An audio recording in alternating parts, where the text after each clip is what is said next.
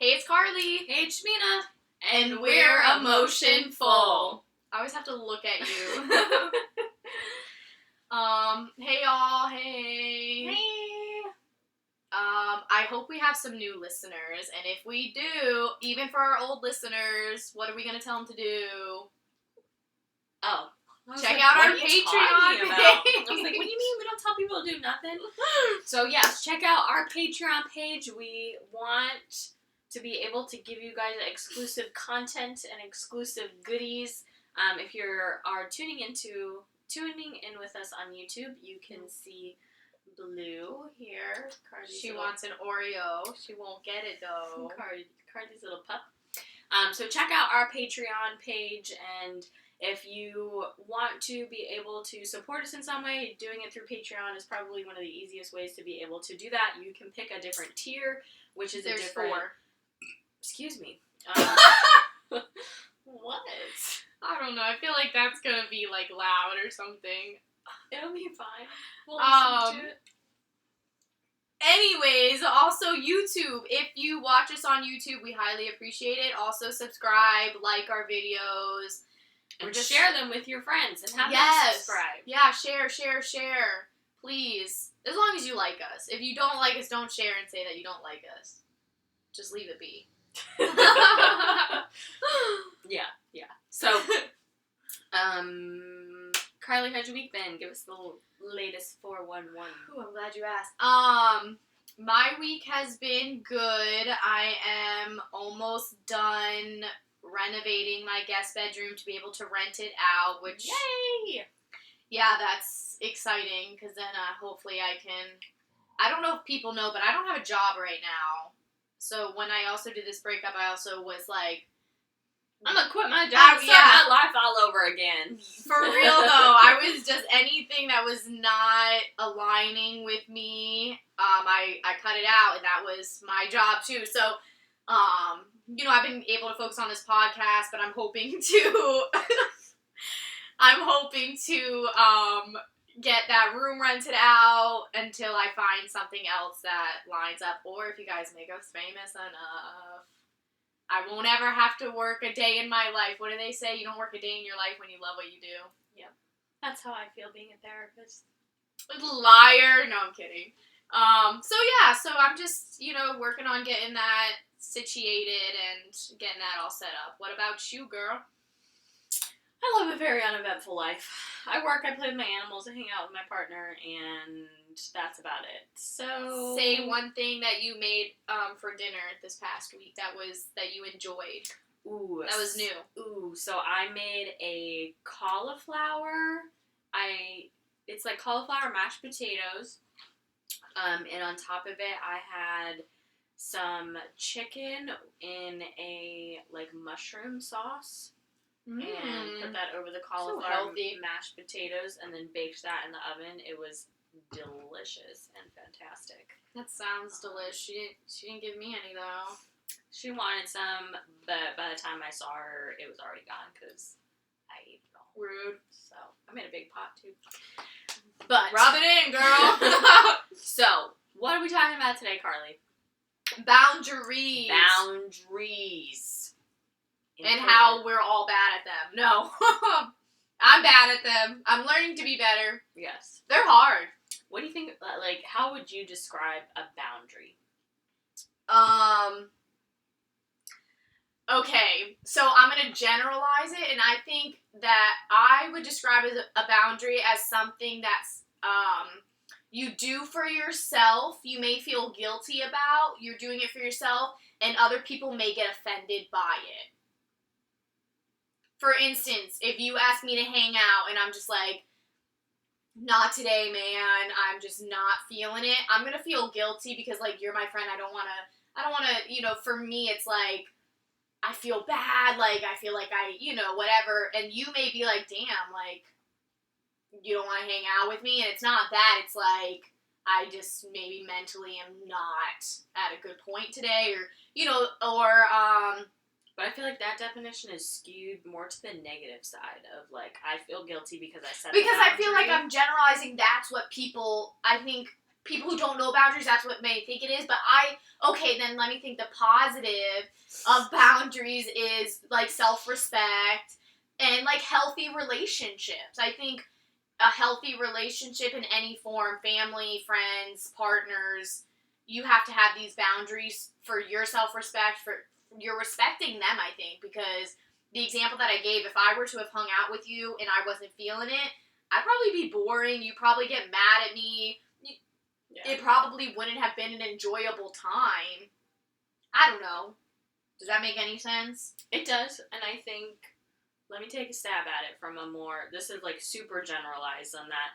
When we set boundaries, it is a way to, it's a personal choice that we make on being able to live a more authentic and congruent life for ourselves, because usually when you're setting boundaries, it's what you are and aren't willing to be able to do, or what you are and aren't having the energy for. And so I agree. if you're able to kind of set the boundaries, you're living more authentically instead of feeling like you're obligated to do these things for other people, or going out of your way even though emotionally you feel like you can't handle that sort of thing. And so it's kind of practicing more of like a healthy lifestyle, and how to be authentic and congruent within yourself. And portraying that to other people.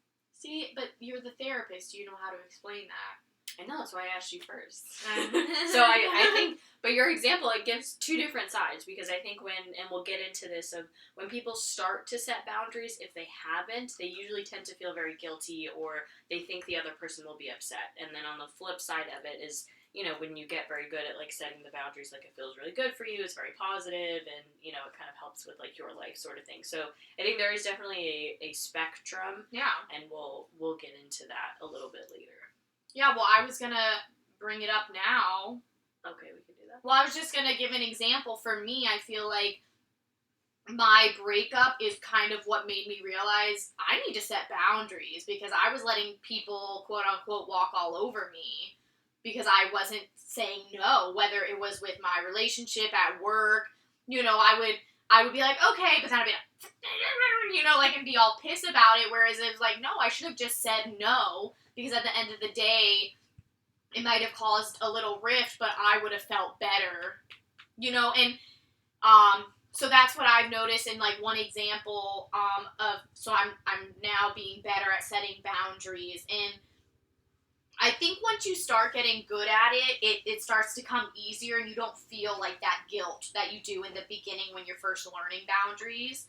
But I know, like, I've had, friends for a while, and I think years ago, I just did whatever. And I think I talked to you about this, of like, I was down for friends to do whatever, I did whatever, because I didn't like to be alone. And so whatever they like wanted to do, or whatever the situation was, I would always just be like down with it. But now as I'm getting older, if I'm like in a situation that I don't feel comfortable, or I'm just not feeling it, I'll say something. And I think some people who have been friends with me for as long as they have, like, from back in the day, it kind of throws them off of like, oh, Carly's like, why is she being like this? Yeah. And so like that's definitely something that I'm working on, and just not feeling bad when someone is like kind of comes back at me like, oh, like, it's like, okay, well, like, people change, and yeah. Well, I kind of describe it as like the spectrum, or the continuum that I was talking about, is on one end you have feeling selfish, and then on the other hand you have feeling selfless. And so when I think with a lack of boundaries, we're more selfless, because we're constantly doing things for other people. And then when we start to set boundaries, sometimes we can swing to the opposite end, and we feel very selfish about setting those boundaries. And so it's about finding kind of that sweet spot, like right in the middle. But when you move from one place to the other, it feels very extreme. Yeah. Like if you're in the selfless category and you move, you set one boundary, it's like, oh my god, I'm this selfish person, how can I inconvenience somebody? Or, if you're selfish and you're moving towards like selfless, it's like, oh my god, are people going to take advantage of me, or are they going to walk all over me now? And so we tend to jump to those extremes.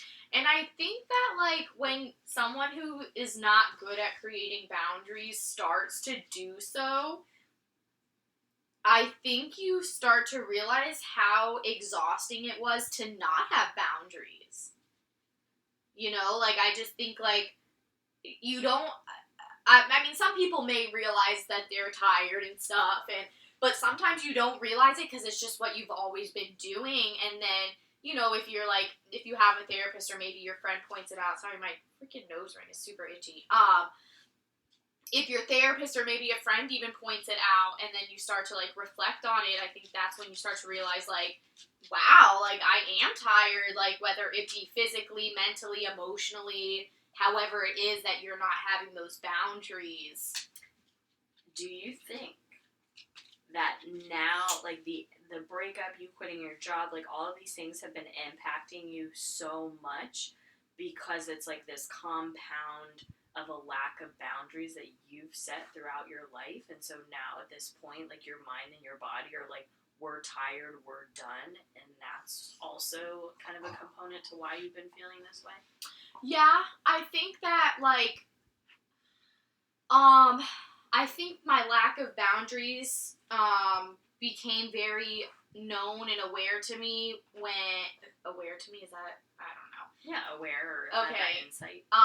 When it started to turn, like, really negative, like, I started to notice, like, you know, like, I feel like if you lack boundaries everywhere, but it's only really affecting you one area, it's, like, not hard to manage. So, like, for the longest, it was really only affecting me in my relationship. So, like, work was good, things like that were good, and so I was just like, oh, like, you know, whatever. But then, like, when I felt like my job that I was at, when I was, I felt like getting taken advantage of there and was asking for more of me than you could give. Yeah, and then, like, kind of getting upset. And I think, honestly, I think COVID is what made me realize, because when we started working from home, I almost felt this, like, you know, my work was 8:30 to 5. But with working from home, we had it set up to where, like, our clients could call our cell phone. Like, it wasn't our cell phone number, but we could get it. And, like, they would call, like, at 6, and it was almost like you feel this guilty of, like, oh, like, my client's calling me. Whereas, like, if I was home, I would not know they'd call and it wouldn't even affect me. But like, now, if you were still working in the office. Oh, yeah, sorry. Yeah, if I was, so I think, like, COVID's really what kind of made me realize, like, I don't have boundaries, because I was feeling really guilty not answering the calls, and so, like, sometimes I would, or, like, I would have to sign people up for a program, and I would be like, whatever time works for you, and they'd be like, oh, well, I can do it when the kids go to bed at, like, 8, and I was like, okay, that's fine, but, like, I should have been like, no, my day ends at 5, but I wouldn't. I would just be like, oh, no, I can do it at 8, and then I would do it, and then I would be, like, working. God. Yeah, so I'd be, like, working all of these crazy hours, and it was hard to, like, track it, because you're working from home with COVID, so it wasn't, like, I could tell my supervisor, and then, like, I was having issues in that area, too, so it was just, like, a really, you know, so it was, like, I felt like I was having boundary issues with work, and then I was coming home and having boundary issues with my partner, and, like, I felt like with my partner I was trying to set boundaries, but again, when we first met, I didn't initially set them, so now 5 years in, I'm trying to set them, and made it kind of hard. Mm-hmm. So I think it was just all of it all at once hit me, and it was just like, holy crap, this is a lot at once, and so I feel like that's why it did hit me that hard, because it was, not only are these areas not doing well, but I'm getting affected by it so much more, because I don't have the boundaries to, like, be like, that's your problem, that's not mine, and I was soaking it all in. Right. So to sidetrack, but it's also related, there are 3 different types of boundaries that exist, I guess. Uh-huh. So I wish I had a whiteboard so I could draw it for our viewers, but it'll be fine. I could post it on our Patreon page. Yes. So if you want to be able to see this document that I will create, for members only. Yes. Well, it probably will be, but it'll be public. Who knows? But anyway, so the first kind of we have is type of boundary is a diffuse boundary. So if you think of, like, a dashed oh my God, there's a whiteboard I right know. there. A whiteboard, white bear. Whiteboard. Anyway. We can't erase that though. I know. If you think of like a dashed line, Yeah. so the spaces in between each dash are very, very wide, and so we call that a diffuse boundary. So what that means is a lot of information is going in and a lot of information is going out. So there's not a lot of filter between. It's just like anything that I am going to tell you, like there's no filter. I'm just going to tell you everything, and then vice versa. So we see that a lot with like family dynamics of, and that's unhealthy. Or it can be. Okay. But it's not necessarily unhealthy. So it's not always like a diffuse. Like diffuse boundaries don't always mean unhealthy. Okay, that's what I was asking. So we have very diffuse boundaries of like lots of information comes into the. I'm going to use like a family dynamic as a perspective. So lots of the information from the outside world comes into the family, and lots from the family goes out into the outside world. There's not a lot of stuff that's kept. So like if me and you were a family, if something were to happen between us, and then I go and tell my friend and be like, or like you post it on Facebook. Yeah. Okay. Or, you know, everybody who's anybody knows all of the family's business kind of thing. So that's more of a diffuse boundary. Okay. And obviously my example's within family systems, but it also impacts, like, from the individual level as well. So, like, if something were to happen to me and then I immediately post on Facebook, that would be like an individual, Facebook, but that would be like an individual example. Yeah, post on Facebook, or, like, you're telling everybody, like, every detail of everything that's happening, and there's no boundary of like, no, this is like private and personal. I want to keep this like just to myself. Yeah. Mm-hmm. So that's diffuse. And then on the opposite end, we have rigid. So if you visualize kind of that dotted line again, each individual segment is very close together. And so from the family perspective, not a lot of outside information gets into the family, and not a lot of outside information comes out of the family. So I'll give you an example. My family with the domestic violence stuff, nobody knew that that was happening. So we had very rigid boundaries around that. There was not a lot that was communicated to the outside world, what was going on within my family. But my question is, I understand it going out, but what do you mean not a lot of information comes in? What would be an example of that? So let's say, you know, maybe my grandparents were like, Shalina, is everything okay? Is anything going on? Like, we want to be able to help. And I'd be like, no, it's fine.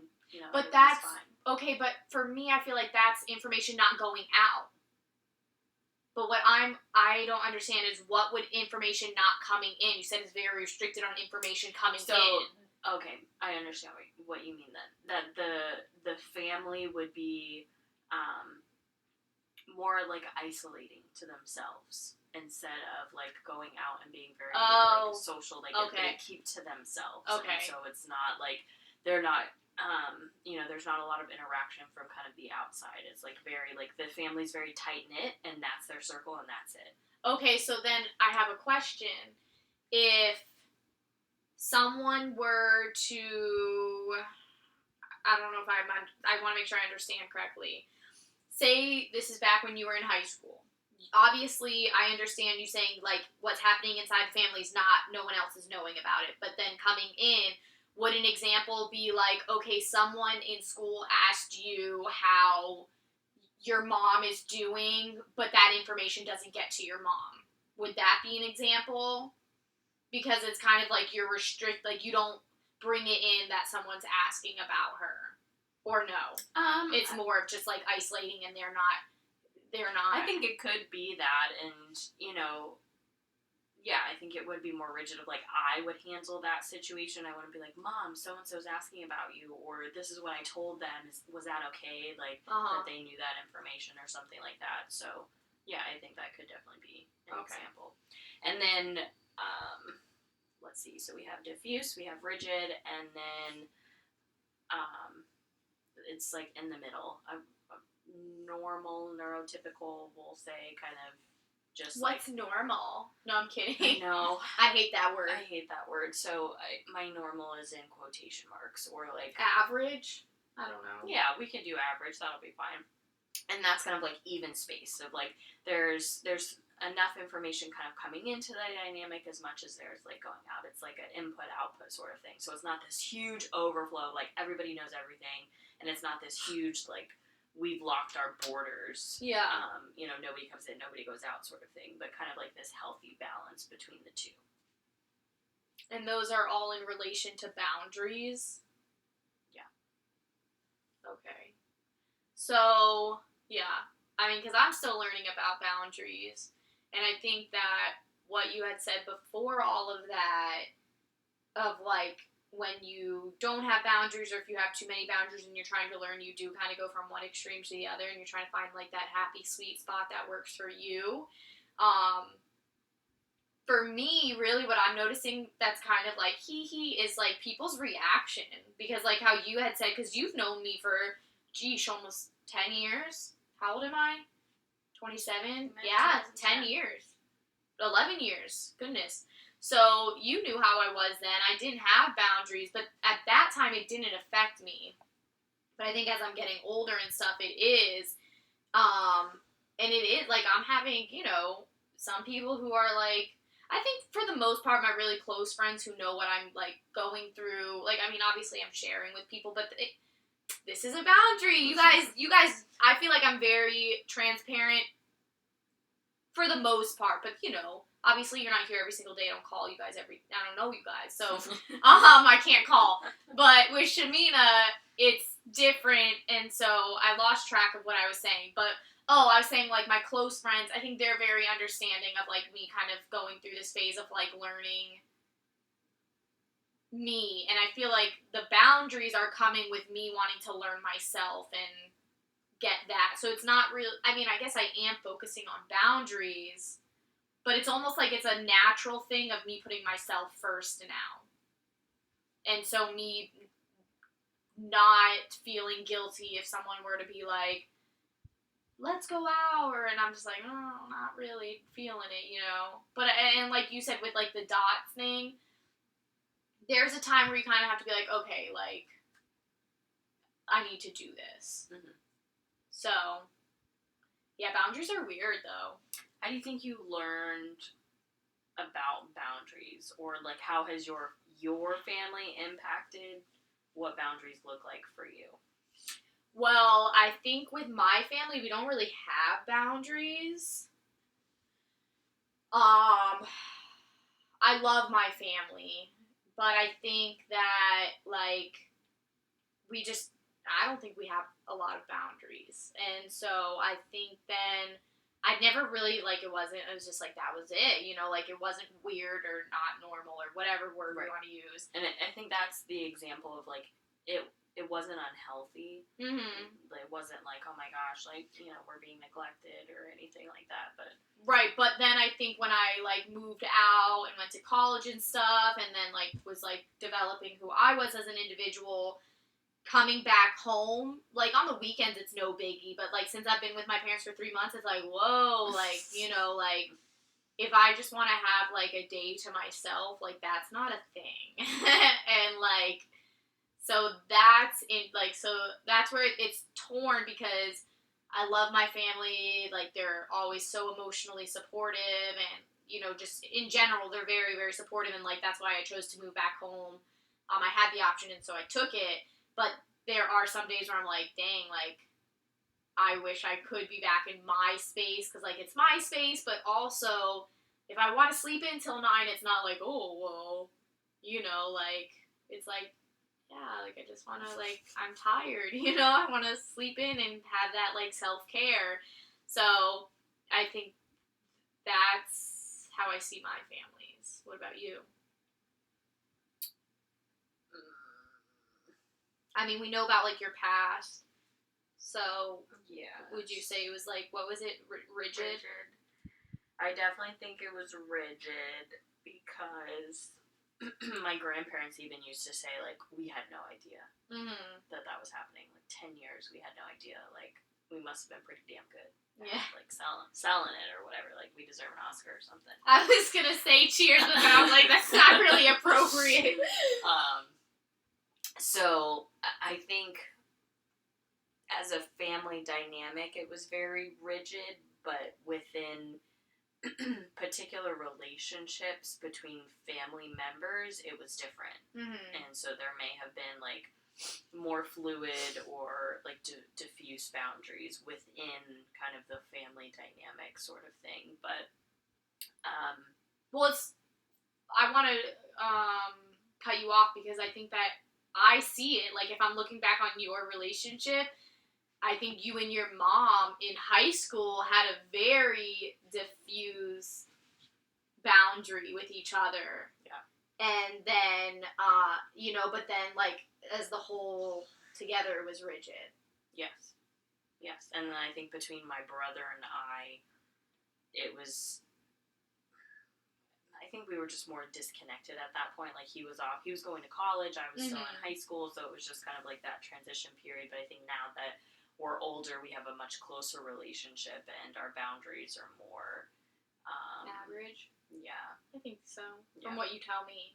Yeah, but definitely, I think with my mom, and I think a lot of... Because I saw it a lot, like, growing up is, a lot of young women were telling their parent, in particular their mom, like, whatever. It was like, my mom's my best friend. And I was like, I want that. So that means I have to tell my mom everything in order for her to be my best friend.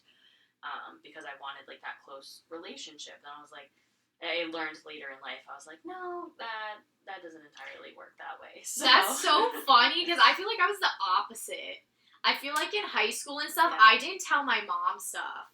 Like, I felt uncomfortable. Like, I was like, no, I can't tell my mom that. Yeah. But now, I feel like I tell her a lot more. Which is interesting, because your family is so open with each other, but then you felt like you couldn't communicate those things. And then I would remember, I'm like, did you tell your mom? And you'd be like, no, I don't talk to them about that stuff. Or even now that you do, I'm like, that's so different, because you used to, like, not to, but your family is just naturally very open, but you chose to kind of keep a lot to yourself.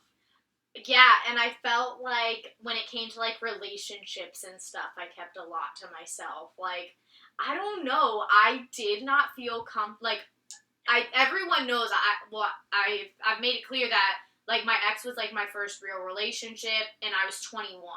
So before that, like, I've had experiences, but it was never like I didn't have a high school boyfriend, anything like that, and I always felt like I don't want to say that I couldn't, but I felt like I couldn't, like, it was just, I don't know how to explain it, but I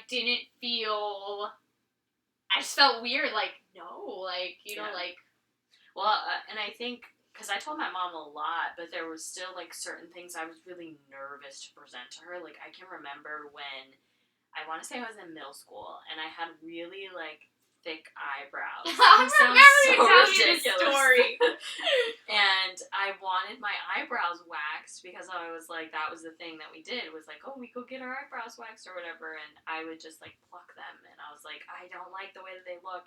And I was so embarrassed to even ask my mom if I could do that I wrote her a note, and I taped it to the front of her bedroom door. And I made sure that I was nowhere around to where, when she read it, I was not in the vicinity, because I was just like, I can't talk to her about this in person. Like, this is not going to happen. And so there was, like, like, certain things I was like, I can't talk to anybody about this stuff. Like, and it's funny, because I feel like if we're using that as an example, I would have no problem talking to my mom about that in, like, high school, or, like, that wasn't, but if it was like, oh, I like this guy, or something like that, I was like, no, like, I can't tell my mom that, like, it was just, like, an awkward thing. But then I think going through the relationship with my ex is what made me, like, open up, and I think more of my mom saying that she had concerns is kind of what made me, because when we were going through it, like, I feel like I did close some people out, because I didn't want them to, like, I didn't want my family to know all that was going on, because then I felt like, one, they would judge him, two, like, my brothers, as much as they may act like they don't care, like, I know they're very protective, and I feel like if they would have known what was going, not that I wasn't, like, physically being abused or anything like that, but just like how unhappy I was, I think they would have, because like even my one Big brother coming in. Yeah, because even my middle brother, he I can't when it was like we had come up with the date for my ex to move out. Oh, yeah. He was like, yeah, if he's not out there, I'll go out there and put all the stuff on the lawn. You know, like that's my brother. Like, so he may act, but I know he's very protective. And so I think it was, I don't know why, but yeah, I think I definitely share more now with my mom. And I think it's maybe because she's shared with me. You know, like I didn't really know like her past, like what her relationships were. And then like, when we were talking about all this, like, I found out she was, like, engaged before she met my dad, and, like, you know, like, and that guy was, like, kind of, like, abusive to her, and so, yeah. I don't know, but I kind of wish, and I don't know if this is with boundaries or what, but I wish my mom would have shared that with me as I was growing up, like, in high school and stuff, because I think if I knew about it, and not just, like, learning about it in school, but, like, if I personally knew someone, I think I would have been more inclined to be more aware of like, red flags and things like that, and not to accept certain behaviors. Mm-hmm. Does that make sense? Yeah. But I feel like the way that it was kind of like you make things work. I don't know. Yeah, well, I think it goes back to, and I'm sure we've talked about it, or I've talked about it, because that's all I talk about. Yeah. I lost my train of thought. What I was gonna say? Oh, is the lack of education that like we get growing up. Like, we're not taught. Here are green flags in a relationship. These are red flags. This is what abuse looks like. This is what gaslighting looks like. Like, please be cautious when you're in a relationship, or you know, those kinds of things. And so I think just across the board, like mental health, as kids, like nobody teaches you like. I think now it's starting to happen, but it's like... But not even to the extent that it needs to be. Like, no. Kids need to be told about this, I feel like, at a young age. Right. And I feel like everyone's like, no, they don't, we need to shield them from that. But it's like, no, because these are the realities. You know, like, if we're being honest, like, why do you want to shield... Like, I understand, like, you don't want to tell a 5-year-old. But, like, middle school and stuff, like, why? Because then what? They're going to get into this relationship. They're not going to know... They're not going to, catch on to red flags or certain, like, cues, and they're not gonna know, and they're not gonna have, like, that instinct, and I just, you know, the, abuse wheel. The cycle of control. Well, is it cycle, where it's, like, the different types of abuse, because most people only know, like, physical abuse. Yeah, yeah. And I remember my first semester, second semester of grad school, we were given that. I remember world, right? Oh my god! And it sounds like financial control. It's like the different controls, I think, what it was. And I was probably being a little dramatic, or like, but I was just like, oh my god, like I was noticing them in my relationship, and obviously not financial control because. Right. But that's how I felt with the domestic violence stuff. Like, that's how I learned about it, was through community college. Like, I was taking these psychology classes, and I was like, oh my god, this is what's happening. Like, and there's just crazy. So many different types of, like, control and abuse that I was 21, 22, and was just like, you know, I feel like society makes it seem like it's a norm for the man to have control of the finances, and, like, no, that's, like, a control issue. Like, especially even if you're not working, if the one partner's working and the other, that doesn't mean that the person working gets all of that control. Right. And it was just so, like, there's just so many, like, the emotional, like, and it was just like, what? Like, I feel like growing up, they just say, like, you know, if they punch you, that's not healthy. And it's like, okay, but they can also, like, emotionally, like, abuse you, and it's just... like, well, dang, like, I wish someone would have told me those things, so, not just for me, but just to have that knowledge, and it's just, yeah, I just remember, like, whoa, like, I can, like, how you said in, like, a past episode of it being so vivid, it being so, like, your memory being, and I can remember, I was in a night class, we got that, and I was just like, what? And I was going to meet him at a bar or something, and I remember, like, in the car, and I was just like, oh my gosh, like, I just was thinking of all of these things, but then then it was, like, something that I, like, pushed away, or I would rationalize and be like, oh, no, like, it's not that. Because I probably did make it seem a little more intense, but I think it was just because it was all this new knowledge, and I was just like, what?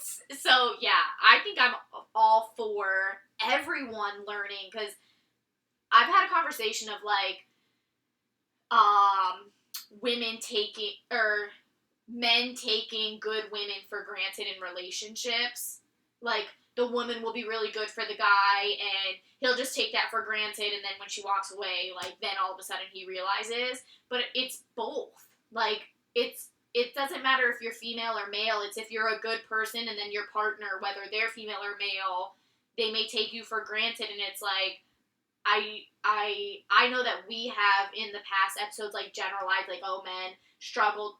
Typically, a majority more is men that struggle with expressing their emotions. So I see why people say, like, oh, typically it's men that take women for granted when they're good. But it happens on both sides, and I think that that's something that needs to be addressed. Of, you know, I could be with a good man, or I could be with a good woman, you know, and take them for granted. It's not always the man that does it all. So I kind of went off on a rant on that one, but yeah. But I digress. Yes, exactly. I just think that learning healthy relationships, healthy boundaries is so crucial, and we're not doing it. And then people are getting into these unhealthy relationships, and they're not realizing it until they're so invested that they're now, it's very hard to leave. You know, because then when they finally come to terms of, like, oh, this is unhealthy, it's been however long, and then they're, you know, scared to leave, or they don't have the means to leave, or they're too comfortable. Deep. Yeah, they're so invested. So I think that it should be something that's, like, a requirement, like how sex ed is, or math, or, you know, just those basic, like, that should be a requirement too. Definitely. So, as you were talking, it kind of got me thinking about how I think when we set boundaries, it also goes, like, hand in hand with practicing, like, assertiveness. Because if you have a difficult time, like, standing up for your needs or being assertive, it's going to be really hard for you to set a boundary. And I hate confrontation. But assertiveness does not mean confrontation. That's true. You can be assertive without being confrontational. But I think sometimes people assume those go together. Yes, and I've seen it actually a lot in the shows that I watch a lot of TV.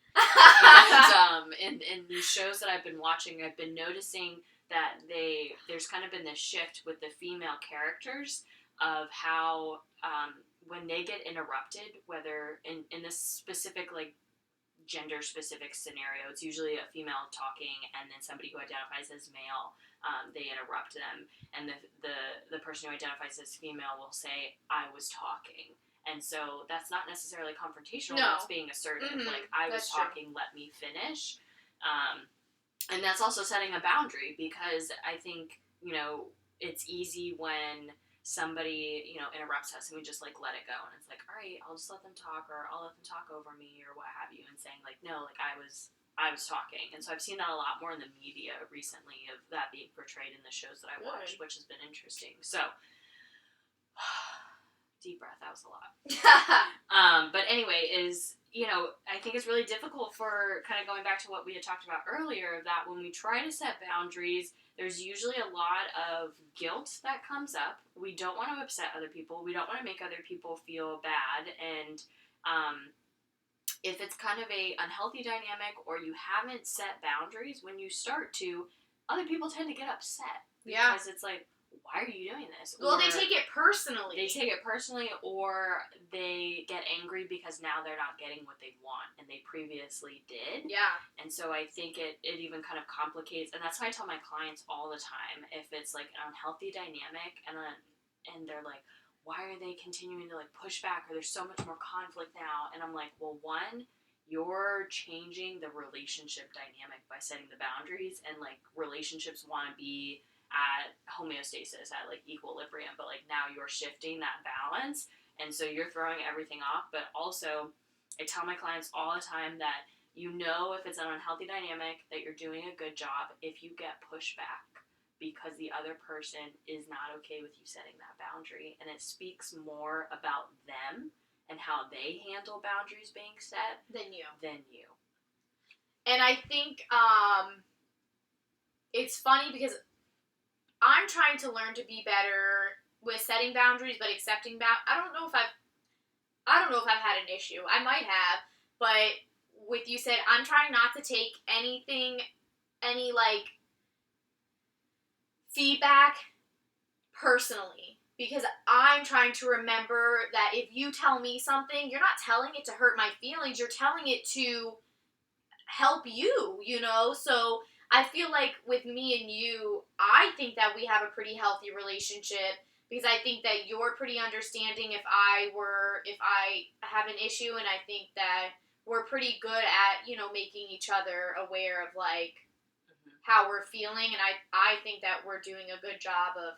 But I think in other relationships, I am trying, because sometimes it's hard sometimes not to take it personally, because it's like, oh, what, you don't like me, or something like, hang out with me, spend time yeah, with me. yeah, and it's like, it's not that, like, I love you, it's just, I right now need some space, or whatever it is, and this is, like, for me, and so I think a good way that I have tried not to take it personally when other people set boundaries with me is to remember how I am when I'm setting boundaries, of how I'm feeling, of, like, I think if I were to set a boundary with you, I'm not thinking anything of, like, any nastiness towards you. It's just like, oh, I really need, like, this day to myself, or whatever the heck it is. And I don't know if that made any sense. It does, and I think a good example between you and I that just recently happened was, so you and I have been spending a lot of time together, and I think it's the most time I've spent out of the house with somebody else since the pandemic. Like, easily. Yeah. Easily. Like, just going, I would say I agree whether on my end. we're, like, recording or what have you. And so, I've noticed, which we had this conversation, but I started noticing that, like, I was getting, and you may not have even seen it, but, like, I felt very unsettled. I was getting, like, more irritable. I was like, I need to go home. Like, I just need to get out of this place. Like, this is too much for me. Mm-hmm. And so, this past week, you and I haven't really had much contact. Like, we've checked in on each other here and there, but, like, we're not hanging out multiple times during the week and, like, talking for extended periods of time. And so, I ended up kind of opening up to you, and I was like, listen, like, I just feel like I'm overexerting myself. My energy's really depleted, and I need some time for myself in order to, like, recoup. And it's not, it's not you personally. It's just my introverted self is like, we're running on empty now. Yeah. You need to isolate and stay home because you're being too social. And so I think and I felt horrible. I felt horrible having that conversation with you. I was like, it was late, and I was like, I can't do this. And then I think I was just like, yeah, girl, no problem, or something. Like, I was like, I feel so bad. I don't want you to think I don't like you, or we're not friends. But I was just like, you're too much for me, and I need a break. Yeah, and I think that I could, not when we were together, I don't think I noticed, but I could notice when we were on the phone, I was like, okay, like, she's, like, I felt like I was just like, damn, like, like, okay, don't call me then, or, whatever, like, and I'll say, like, I wasn't calling you because I knew, but it was, like, and I think I told you this in the text of, like, I was torn of, like, should I reach out to see if she's okay? But, like, when I call, she acts, like, super annoyed, so, like, I don't want to talk. Like, not that I didn't want to talk to you, but it was, like... What made you feel like I didn't want to talk to you? Yeah, and so I was just kind of, like, I think when I get that as a response, I cut people off. I'm just, like, you're a good girl, like, I'm gonna let you do your thing, like... And so I feel like that's how I was like, no, she'll come around or whatever it is. Not like I'm cutting you off forever, but it was just like, I don't need to call, And, but then when you texted, I was like, yeah, like, that's fine, but, like, just let me know that. Don't, like...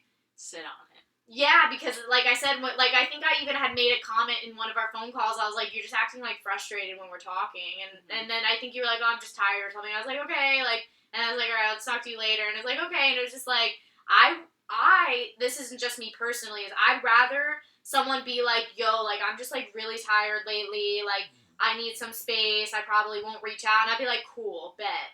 But, like, I'd rather that than, like, be like, what do you need? Okay, and it's like, well, damn, so, But yeah, like, I kind of figured that, and, like, especially because when we talk, you're like, yeah, I internalize things. So I'm like, and I feel like when you say that, that's why I'm like, should I reach out to her? But, like, I don't know because I'm, like, an external person, so, like, I let people know, but I don't know when you're an internal person if you want someone reaching out. So I was just like, you know, so I think it just got to a point that I was like, if she calls me, she'll call me, but I'm just gonna, you know, so, yeah. But I think once I verbalized it, I was like, okay, I can breathe now. Everything's fine. It's fine. Like, we're good. Just verbalize We're it. good. But it's not easy. Yeah, that's the difficult, like, the internalization part is, even though, one, I'm a therapist, so, like, I know these things. Like, I know these things. But then it's also, like, I'm a human being, and that's really hard to do, and so it's like, yeah, I know I need to tell Carly, and it's going to be fine, and, like, I can take this time for myself, and it's okay if I don't talk to her all the time, but I felt so bad, and I was like, I even wrote, I was like, I even feel bad for feeling bad that I'm telling you this, and I was just like, does that even make sense? Yeah, it does. Well, real quick, it's so funny because I feel like for me, being a person who has to express how I feel, when I internalize it, I probably feel the way you feel when you're trying to express it, because I feel like if I can't tell you how I'm feeling, that's when I'm like, I don't, you know, and that's probably when I get grouchy, because I'm like, I can't tell this person how I feel, and so it's just so funny that it's total opposites, because you know me, I'm gonna let you know. Yeah. So, and I don't think that I let you know in, like, a negative, but I'm very open into, like, hey, I'm very emotional today, or whatever the heck it is that I'm feeling. So it's just like, we're just opposites. It's so funny. We're opposites. Well, we are, but I think it's an interesting balance because it's been, I mean, you've known me for 11 years, and so it's interesting to see now that, like, when I say something to you, you check back in with me about it, because I feel like before we never really had, like, Carly, I need you to leave me alone because I'm hanging out with you too much because you have all these other friends. 17, like, yeah. So I don't think we were aware of that then. We didn't really have those, or it was just like, it's cool, like, it's fine. That's normal. But I think it's interesting to see you now being mindful about these things and, like, checking back in with me of, like, are you good? Like, is this too much for you? Or, like, if you feel like you want to do that, or we're not pressuring, like, even your language is being mindful of, like, what I've previously told you of how I'm feeling or what have you. Well, thank you. Oh, no, I'm kidding. You're doing good. But that's a really challenging part about boundaries is that, one, I think we know when we need to set them. It's almost kind of like this, it's like you feel off. Yeah, like this alarm system goes off, like, we don't like this, something needs to happen, we need to do something about this, and then we either turn away from it and we're like, screw that, we're just going for it. Yeah. Or we turn towards and we're able to set the boundary. But I see it a lot with my clients, and, you know, situations happen or dynamics between relationships and things happen, and they're like, how could I have missed this? I need to understand this more. I need to know. And I'm like, I think you know. Yeah. But it's about being able to listen to yourself when that happens, or feeling confident in yourself to even set the boundary, because you know how to do it. Yeah. It's just when you're in that mindset or in those uncomfortable situations, it's really hard.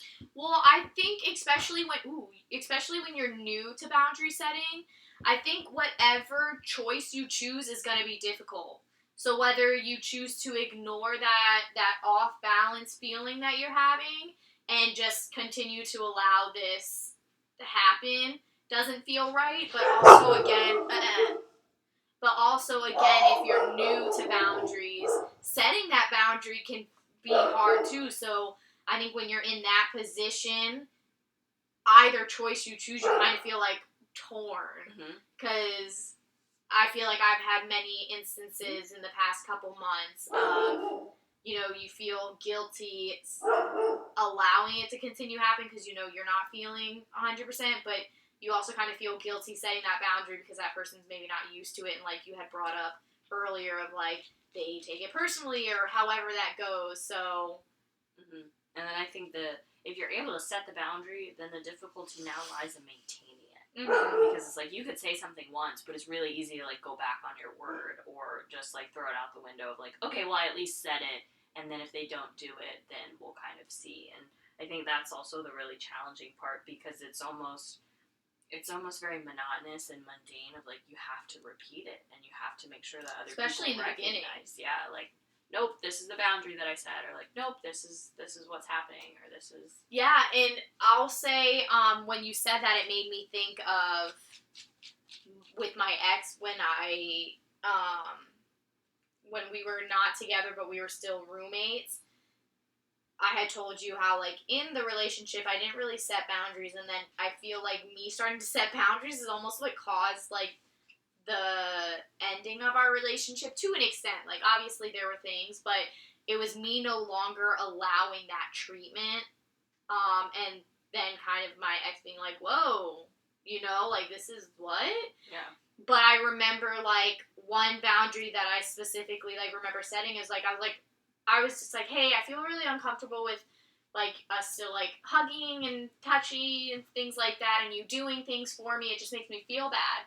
But keeping up with that was really hard, because there would be times, like, I would say, like, if we had, like, a good day, just, like, friendship-wise, of, like, we went to the store together or whatever, and it was like, oh, we enjoyed each other, we had good company.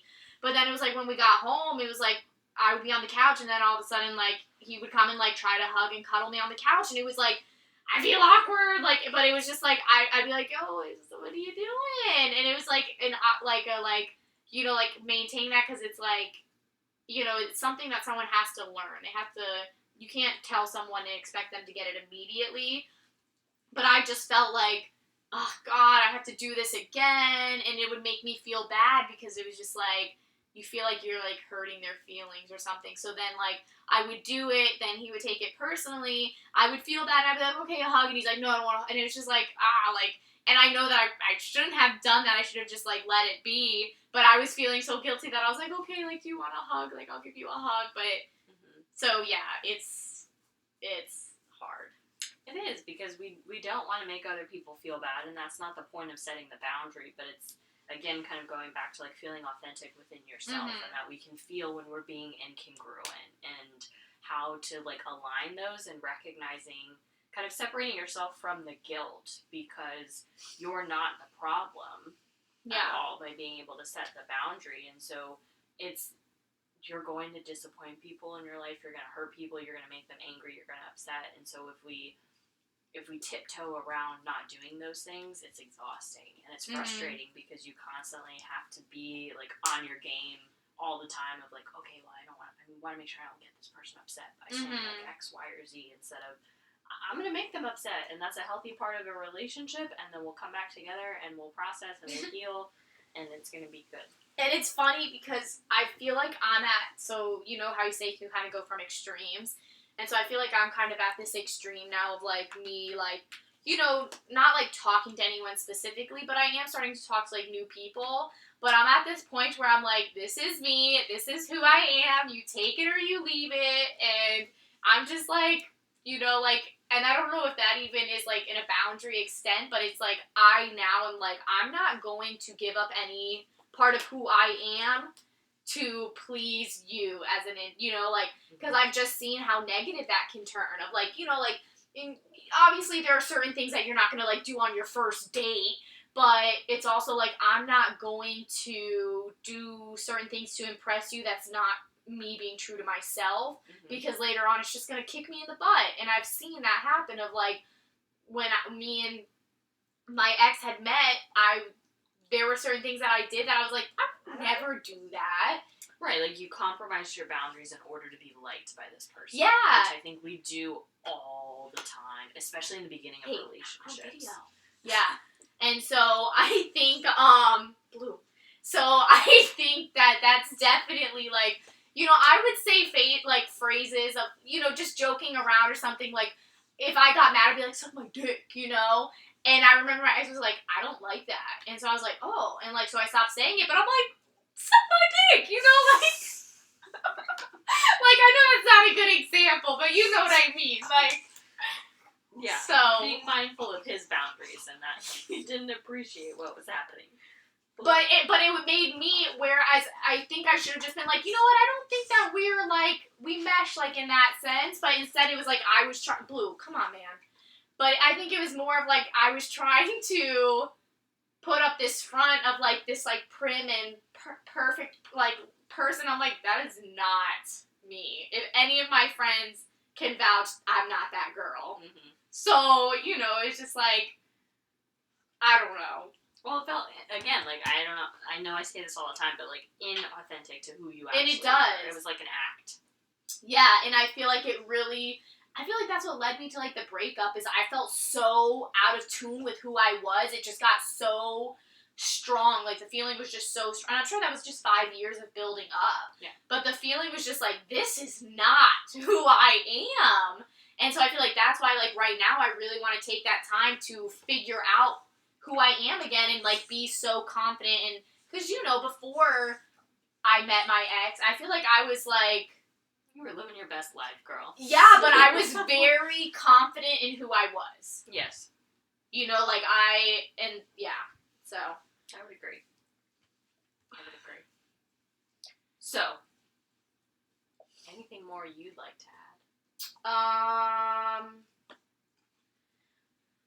I don't think so. I think, I don't know if people got a lot of clear understanding of boundaries, but I don't know if boundaries, you know, they're constantly, I think, learning, shifting, and changing, because you are changing and learning and shifting as an individual. So you can't set a boundary and expect that to remain the same for the rest of your life. Mm-hmm. There's going to be, I think, some shift, and maybe there won't. There may be some boundaries that this is a boundary forever, but then there are some that I think we need to kind of maybe reflect back on and be like, do I need to change this boundary, or do I still need this boundary? Things like that. Mm-hmm. Well, I think it changes in different phases of our lives, but also with different relationships that we have and how they also evolve. Mm-hmm. And, you know, friendship boundaries they're going to look different than relationship boundaries or family boundaries. And so I think basically just being able to, kind of like what we said in the beginning, is like, boiling it down to, if you feel kind of this off or something happens and it rubs you the wrong way, or you know that you need to communicate something of like, hey, I didn't like that, or I don't appreciate that, or, you know, I prefer it this way, or can you say this to me in a different way? Those are all examples of how to set a boundary with somebody. Or, hey, I'm going to be pulling back for a little while, so if you don't hear from me, that's why.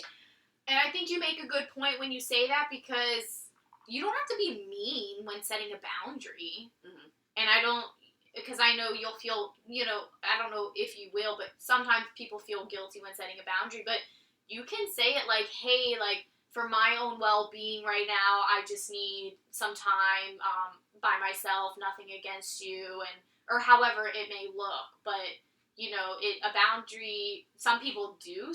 Some people are very blunt and like, yo, don't talk to me for 3 days, and that may work with whoever you're trying to set the boundary with, but, you know, you don't have to think like, oh my god, I have to, like, be mean to this person. Mm-hmm. But I think it's just being able to be attuned to your authentic self, and when you're deviating from that, that's usually the time where we want to set a boundary, because we've crossed our own personal barrier of what we're willing and not willing to tolerate or do in relationships with whoever, kind of thing. So I will post some, like, psychoeducation about, like, boundary setting, and I'll also post kind of the diagram of, like, the 3 different types of boundaries. We'll definitely post it on our Patreon page, but I'm not sure if we'll post it. Maybe we'll post it on our socials as well, but we'll... If you guys are good. No. Not true. So, are you feeling full yet? Are you? Are you? Are you? Are you? If not, we found a quote by... Consider this. Oh yeah, if not, consider this. This is a quote by Bethany Ricks. It says, boundaries remind others that you are, in fact, the gatekeeper of your heart, mind, and life. And actually, that just made me think of something that we need to remember going through this life. The only person that's always going to be consistent is you. So I think that's something that's important to remember when setting these boundaries and being nervous about setting boundaries is you're the only one that's always going to be consistent in life. So you want to make sure that you're good. And not like in a mean, like, I don't care about you, but like, You just gotta make sure that you're good because you're gonna be the one that's always consistent in your life, and you gotta treat you right. Does that sound good? You tell them. Yeah, queen. Snaps for Carly. And kings. And however else you identify. Yes. But I think you bring up a good point, is that you have to be able to live with the decisions that you make at the end of the day, and that if it feels too overwhelming or you don't know where to start with boundaries, start with what feels best for yourself and what you connect with most. I concur. So now we left you with that quote. Feel free to reach out to us. We said it on our last episode. However you're comfortable, we are expanding. We have Twitter, Instagram, Facebook, TikTok, YouTube, email. We have a phone number. So, if you're comfortable reaching out to us via email, it is emotionfulpod@gmail.com. If you're comfortable texting us, it's 813-444-3482. Shoot us a message, DM us on Instagram, or send us a message on Facebook. However, check out our Patreon page. I know we said it in the beginning of the episode, but... And if you like our content, subscribe, and share on all platforms. Yes, please. And I think that's all that I have for us. Thank you, Shamina, for enlightening us a little bit on boundaries, and start small. Yes. Boundaries can be hard, but you got this. You got this. See you next week. I wanted to come up with a clever, but bye.